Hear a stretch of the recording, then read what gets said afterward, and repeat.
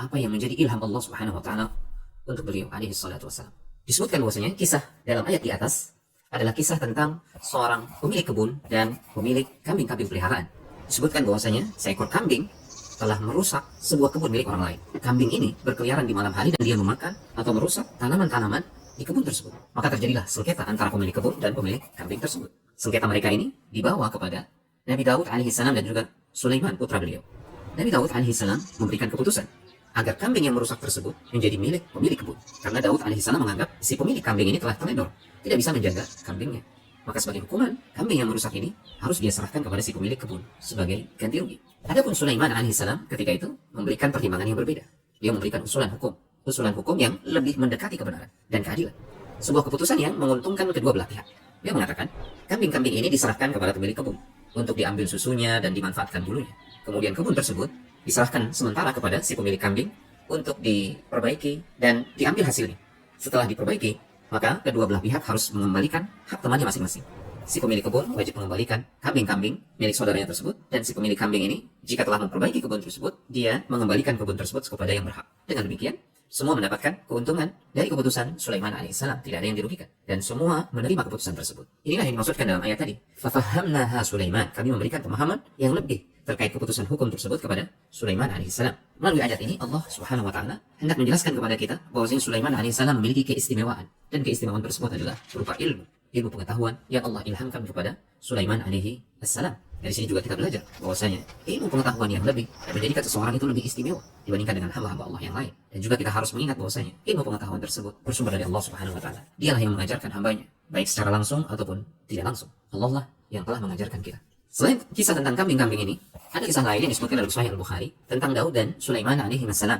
Abu Hurairah radhiyallahu ta'ala anhu meriwayatkan dari Rasulullah sallallahu alaihi wasallam bahwasanya beliau pernah bersabda, "Kanat imra'atani ma'ahuma ibnahuma, ja'a adh-dhi'bu fadhahaba bibni ihdahuma, faqalat li sahibatiha, innama dhahaba bibniki, wa qalat al-ukhra, innama dhahaba bibniki." Rasulullah sallallahu alaihi wasallam menceritakan kepada para sahabat, dulu ada dua orang wanita bersama kedua anaknya.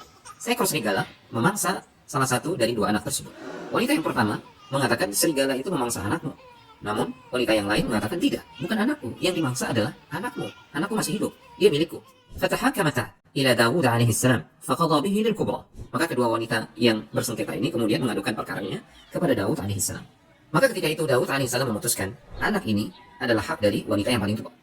Fakharajata ala Sulaiman ibni Dawud alaihi salam faakhbaratahu faqala i'tuni bis-sikkin ashukkuhu bainahuma. Mungkin karena tidak puas dengan keputusan tersebut, akhirnya keduanya mengadukan permasalahannya kepada Sulaiman alaihi salam, putra Nabi Daud alaihi salam. Setelah mendengarkan kisah dari kedua wanita ini, maka Sulaiman tiba-tiba saja mengatakan, "Berikan kepadaku pisau. Aku akan belah dua bayi ini, satu untukmu dan satu untukmu." Faqalat as-sughra, "La taf'al, yarhamukallah. Huwa ibnuha." Faqadha bihi lis-sughra. Kaget mendengarkan keputusan tersebut, maka wanita yang lebih muda, dia mengatakan, "Jangan bunuh bayi ini, jangan dibelah dua. Bayi ini adalah milik saudariku yang lebih tua. Berikan kepadanya." Maka Sulaiman alaihissalam faham, kemudian dia memutuskan, bahkan bayi ini adalah anakmu, silakan engkau bawa, ini adalah hakmu. Sulaiman alaihissalam memutuskan bayi tersebut menjadi milik wanita yang lebih muda. Dua kisah di atas menggambarkan betapa Allah Subhanahu wa taala telah memberikan pemahaman yang lebih, kebijaksanaan yang lebih kepada Sulaiman alaihissalam dibandingkan ayahnya Nabi Daud alaihissalam. Namun sekali lagi, kedua kisah ini sekalipun disampaikan oleh Al-Quran dan dibawakan oleh Rasulullah SAW dalam sabdanya, bukan berarti hendak menjatuhkan kedudukan Nabi Daud alaihissalam. Tetap beliau adalah seorang figur yang sangat mulia. Beliau adalah seorang nabi dan utusan Allah Tabaraka wa taala yang wajib untuk kita cintai dan kita muliakan. Hanya saja Nabi Sulaiman alaihissalam diberikan kelebihan dibandingkan ayahnya. Dan kita tahu para nabi dan rasul memiliki tingkatan yang berbeda-beda di sisi Allah Subhanahu wa taala. Di antara semua para nabi dan rasul ada ulul azmi yang Allah berikan kelebihan dan keistimewaan serta kedudukan yang lebih tinggi. Nabi Nuh alaihissalam, Nabi Ibrahim alaihissalam, Nabi Musa, Nabi Isa, dan Nabi Muhammad SAW. Di antara ulul azmi ini ada dua orang nabi yang Allah berikan derajat khullah, yang Allah berikan anugerah berupa khullah, derajat kecintaan dari Allah untuk hambanya yang paling tinggi. Sehingga Nabi Ibrahim alaihissalam dijuluki Khalilur Rahman. Demikian pula dengan Nabi kita Nabi Muhammad SAW, beliau juga Khalilur Rahman. Dan di antara kedua nabi ini, Nabi Ibrahim dan Nabi Muhammad SAW, Allah mengistimewakan dan melebihkan Nabi kita yang mulia alaihi salatu wassalam, Nabi Muhammad SAW. Allah menegaskan dalam surat An-Naml ayat yang ke-15, وَلَقَدْ آتَيْنَا دَاوُودَ وَسُلَيْمَانَ عِلْمًا وَقَالَ الْحَمْدُ لِلَّهِ الَّذِي فَضَّلَنَا عَلَى كَثِيرٍ مِنْ عِبَادِهِ الْمُؤْمِنِينَ. Dan sungguh kami telah memberikan anugerah ilmu kepada Daud dan Sulaiman alaihi wassalam. Dan keduanya mengucapkan segala puji bagi Allah Subhanahu wa taala yang telah melebihkan kami dari kebanyakan hamba-hambanya yang beriman. Kemudian di ayat berikutnya, An-Naml 16, Allah Subhanahu wa taala berfirman, وَوَرِثَ سُلَيْمَانُ دَاوُودَ وَقَالَ يَا أَيُّهَا النَّاسُ عُلِّمْنَا مَنطِقَ الطَّيْرِ wa utina min kulli syai'in in hadza lahuwal fadlul mubin. Dan Sulaiman mewarisi Daud alaihissalam. Dan Allah Subhanahu wa taala juga mengangkat Sulaiman alaihissalam sebagai nabi. Nabi Sulaiman mengatakan, wahai manusia, kami telah diberikan pemahaman tentang suara burung, tentang bahasa yang mereka gunakan. Dan kami juga telah diberikan segala sesuatu berupa kekuasaan. Dan sesungguhnya, semua ini adalah benar-benar karunia yang nyata. Dan karunia tersebut diakui oleh Sulaiman alaihissalam semuanya bersumber dari Allah Tabaraka wa ta'ala. Namun perlu dicatat, wa waritha Sulaiman Daud, sebagaimana disebutkan dalam ayat tadi, bahwasanya Sulaiman mewarisi Daud maksudnya adalah bukan harta. Karena dalam hadis Rasulullah SAW disebutkan bahwasanya para nabi tidak mewariskan harta. Nabi SAW bersabda, wa innal anbiya'a lam yuwarrithu dinaran wala dirhama, warrathul ilma, faman akhadahu akhada bihadhin wafirin. Dan sungguhnya para nabi tidaklah mewariskan dirham dan dinar, akan tetapi mereka mewariskan ilmu. Maka barang siapa yang mengambilnya, sungguh dia telah mengambil keberuntungan yang sangat besar. Jadi sekali lagi yang diwariskan kepada Sulaiman alaihissalam dari Daud alaihissalam adalah ilmu. Adapun nubuwah, Allah Subhanahu wa taala yang memberikan nubuwah itu kepada Sulaiman alaihissalam, dan Daud tidak mewariskan harta kepada Sulaiman alaihissalam. Dalam hadis yang lain Rasulullah SAW bersabda, la nurathu ma taraknahu sadaqah. Kami ini para nabi tidak mewariskan harta. Adapun apa yang kami tinggalkan berupa harta, maka itu menjadi harta sedekah. Hadis ini sahih diriwayatkan oleh Imam Al-Bukhari dan Imam Muslim. Teman-teman, mari kita renungkan sejenak betapa besar nikmat dan anugerah yang dimiliki oleh Sulaiman alaihissalam. Bayangkan, dia lahir dalam keadaan orang tuanya Daud alaihissalam adalah seorang nabi dan seorang raja yang berkuasa. Dan dia mewarisi ilmu pengetahuan dari ayahnya. Dan dia mewarisi kerajaan ayahnya. Dan Allah Subhanahu wa taala juga mengangkat beliau sebagai seorang nabi. Nikmat apa yang lebih besar daripada nikmat ini? Namun itu tidak menjadikan Sulaiman alaihissalam jumawa, takabur. Justru beliau mengatakan di dalam Al-Quran, sebagaimana yang dikabarkan oleh Allah Subhanahu wa taala kepada kita semua. Inna hadza lahuwal fadlul mubin. Sesungguhnya ini semua, nikmat ini semua adalah anugerah yang nyata yang bersumber dari Allah Subhanahu wa taala. Ini pelajaran berharga buat kita. Dulu ternyata ada seorang nabi sekaligus seorang raja yang begitu besar kekuasaannya sampai-sampai dia menguasai bangsa jin dan bangsa hewan, bukan hanya bangsa manusia. Namun tidak pernah sekalipun dia menisbatkan semua nikmat dan kerajaan yang dia miliki itu kepada dirinya. Bahwasanya kecerdasannya lah yang menyebabkan dia bisa meraih itu semuanya. Tidak pernah sama sekali. Dia tidak pernah mengatakan bahwasanya kehebatannya lah yang menjadikan dia memiliki kekuasaan yang begitu besar. Selalu Sulaiman alaihissalam menyadarkan semua nikmat yang dia miliki itu sumbernya dari Allah Subhanahu wa taala. Maka sungguh tidak layak bagi kita yang bukan seorang nabi, bukan pula seorang raja. Sungguh tidak layak jika kita sombong di hadapan Allah Subhanahu wa taala, takabur, merendahkan orang lain. Begitu besar kekuasaan Sulaiman sampai-sampai Allah Subhanahu wa taala menceritakan di dalam surat An-Naml ayat yang ke-17. Wa husyira li Sulaiman junuduhu minal jinni wal insi wat thairi fahum yuzahun.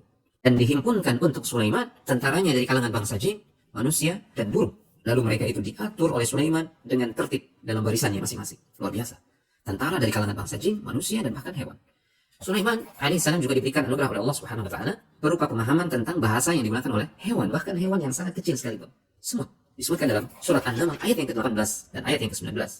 Hatta idza ataw ala wadi an-naml qalat namlatun ya ayyuhan namlu udkhulu masakinakum la yahtimannakum Sulaiman wa junuduhu wa hum la yash'urun. Hingga ketika Sulaiman dan tentaranya sampai di sebuah lembah, maka Sulaiman mendengar seekor semut berkata, wahai semut-semut, masuklah ke dalam sarang-sarang kalian agar kalian tidak diinjak oleh Sulaiman dan bala tentaranya. Sementara mereka tidak menyadari. Fatabassama dhahikan min qawliha wa qala rabbi awzi'ni an ashkura ni'mataka allati an'amta 'alayya wa 'ala walidayya wa an a'mala salihan tardah wa adkhilni bi rahmatika fi 'ibadika salihin.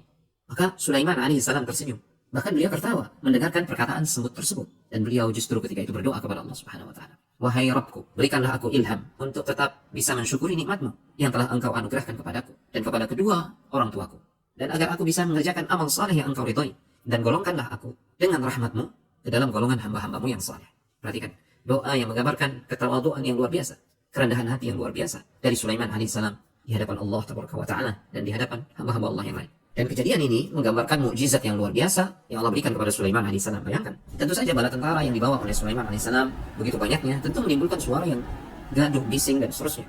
Ada kemungkinan ketika itu juga Sulaiman berada di atas udara, karena disebutkan bahwasanya Sulaiman alaihissalam juga menguasai awan dan angin. Dengan izin Allah dia bisa memerintahkan angin untuk membawa dia bepergian kemana saja yang dia inginkan. Boleh jadi dia sedang berada di atas. Bayangkan, dia bisa mendengar ucapan seekor semut.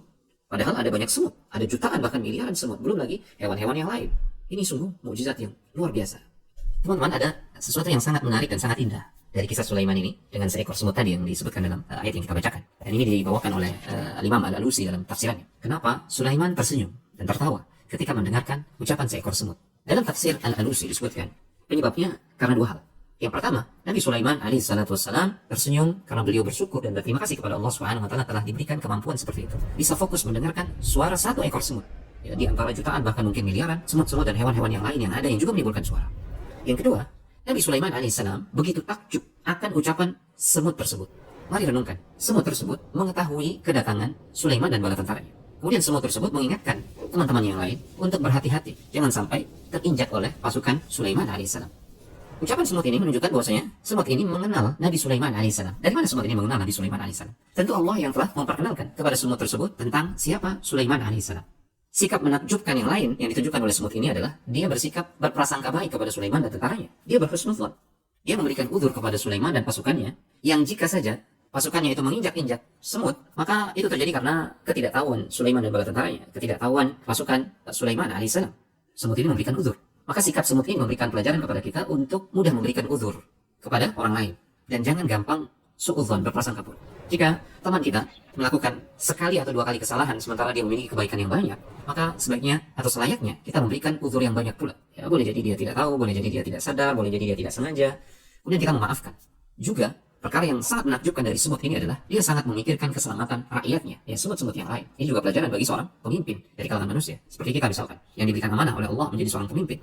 Hendaklah dia benar-benar memperhatikan keselamatan rakyatnya atau keselamatan orang-orang yang menjadi tanggung jawabnya. Jangan hanya memikirkan keselamatan diri sendiri atau memikirkan egoisme pribadi.